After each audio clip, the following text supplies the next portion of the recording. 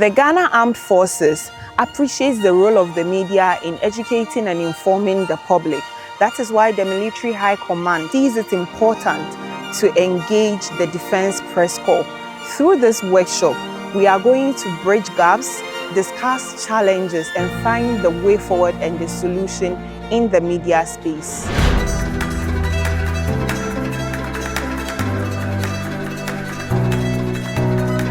Today marks another milestone in our collective journey to deepen understanding and strengthen collaboration between the military and the media.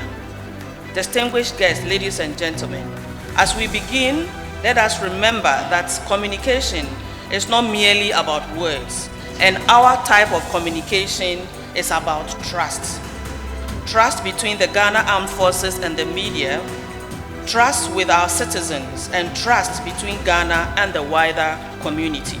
In the digital age, the media plays a pivotal role in shaping public perception, influencing national discourse, and supporting security operations.